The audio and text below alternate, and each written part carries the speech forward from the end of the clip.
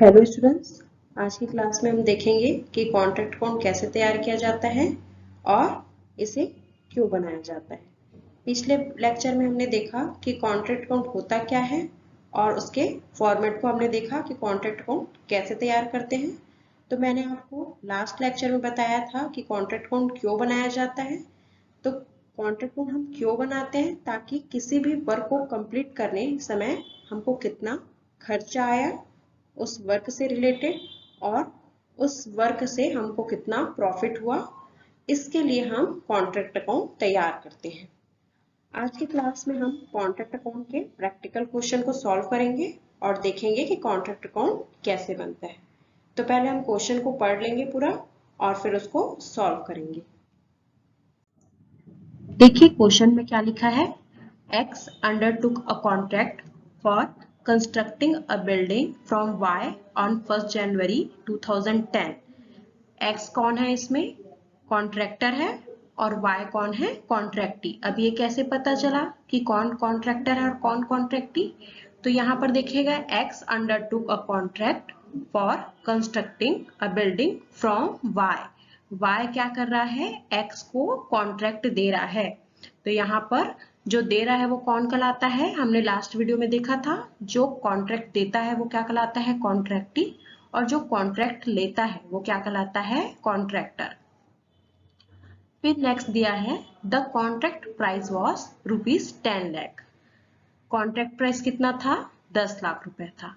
He incurred the following expenses. अब इसमें क्या क्या एक्सपेंसेस हुए इस कॉन्ट्रैक्ट को कंप्लीट करने में, वो दिया है। तो फर्स्ट पॉइंट दिया है मटेरियल कंज्यूम 60,000। मटेरियल कितना लगा?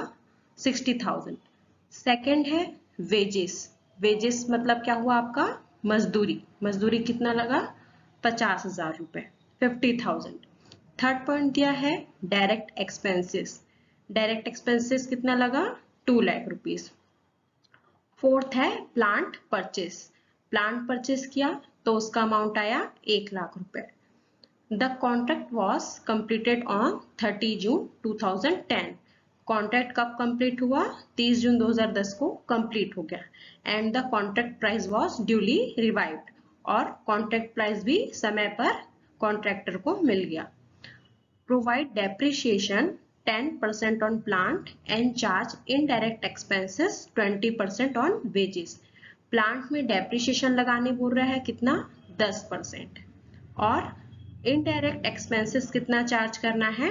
20% ऑन वेजेस। वेजेस का 20% हमको इनडायरेक्ट एक्सपेंसेस चार्ज करना है। तो अब देखिए यहाँ पर इनडायरेक्ट एक्सपेंसेस होता क्या है। तो इनडायरेक्ट एक्सपेंसेस मतलब जो आपके बिजनेस से डायरेक्ट रिलेटेड नहीं होता, पर किसी ना किसी रूप से वो बिजनेस से जुड़ा रहता है। इनडायरेक्ट एक्सपेंसेस को आप इससे भी समझ सकते हैं। इनडायरेक्ट एक्सपेंसेस को हम क्या बोलते हैं? फिक्स कॉस्ट भी बोलते हैं। तो फिक्स कॉस्ट मतलब आपका बिजनेस कुछ समय के लिए बंद हो जाए या प्रोडक्शन कम हो या ज्यादा हो, आपका फिक्स कॉस्ट क्या रहता है? सेम ही रहता है। जैसे एग्जांपल मेंटेनेंस हो गया, या फिर आपका हो गया इलेक्ट्रिसिटी बिल हो गया, या फिर हो गया इंश्योरेंस, रेंट, ये आपका क्या होगा? Fix cost.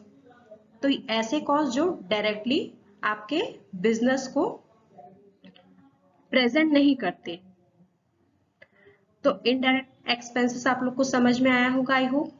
इनडायरेक्ट एक्सपेंसेस कितना बोल रहा है? 20% ऑन वेजेस। वेजेस का 20% इनडायरेक्ट एक्सपेंसेस होगा। अब देखिए सेकंड नंबर में हमने देखा था वेजेस था 50,000, मतलब इस 15,000 का हमको 20% निकालेंगे तो हमको इनडायरेक्ट एक्सपेंसेस पता चल जाएगा। फिर आगे क्वेश्चन में दिया है material in hand on 30 June were ₹10,000। Material 30 जून को लास्ट में कब कितना बचा था हमारे हाथ में? 10,000 रुपए। Prepare contract account. अब हमको क्या बनाना है? कॉन्ट्रैक्ट अकाउंट तैयार करना है। तो चलिए इसका प्रैक्टिकल फॉर्म समझते हैं। तो स्टार्टिंग हम कहाँ से करेंगे? पहले हम डालेंगे कॉन्ट्रैक्ट अकाउंट और नीचे क्या लिखेंगे हम लोग कि हमारा कॉन्ट्रैक्ट कब कंप्लीट हुआ। तो हमारा कॉन्ट्रैक्ट कब कंप्लीट हुआ है? 30 जून 2010 को। तो फॉर द पीरियड एंडिंग 30 जून 2010। फिर राइट साइड हम देखेंगे डेबिट और लेफ्ट साइड क्रेडिट। अब आपको मैंने पहले वीडियो में भी बताया है डेबिट में क्या क्या चीजें आती हैं, जितना भी कॉन्ट्रैक्ट से रिलेटेड एक्सपेंसेस होता है और जितना भी एसेट्स होता है जो हमने कॉन्ट्रैक्ट में यूज किया है उसे हम कहाँ लिखते हैं, डेबिट साइड। और जो भी हमको रिसीव हुआ है या फिर कोई एसेट्स हमारे पास क्लोजिंग बचा है उसको कहाँ लिखते हैं हम, क्रेडिट साइड। तो डेबिट साइड क्या क्या आएगा, जो हमने कॉन्ट्रैक्ट में जो भी एक्सपेंसेस किया है वो सब आएगा। तो पहले क्या है, फर्स्ट पॉइंट में हमने क्या लिखा था क्वेश्चन में, टू मटेरियल। हमने मटेरियल कितना यूज किया, 60,000, तो आपका मटेरियल आ जाएगा 60,000। फिर सेकंड पॉइंट हमने पढ़ा था वेजेस। वेजेस आपका कितना है, 50,000, तो 50,000 वेजेस आ जाएगा डेबिट साइड। फिर आया था डायरेक्ट एक्सपेंसेस। डायरेक्ट एक्सपेंसेस कितना है आपका, 2 लाख रुपीस। फिर है प्लांट हमने लिया था कॉन्ट्रैक्ट के लिए, वो कितना है, 1 लाख रुपीस। फिर है आपका इनडायरेक्ट एक्सपेंसेस। तो इनडायरेक्ट एक्सपेंसेस आपका मैंने कहा था उस क्वेश्चन में कितना दिया था आपका इनडायरेक्ट एक्सपेंसेस, वेजेस का 20% है। किसका, वेजेस का 20%। वेजेस हमारा कितना है, 50,000 है। 50,000 का हम क्या करेंगे, 20% निकालेंगे तो हमको इनडायरेक्ट एक्सपेंसेस पता चल जाएगा।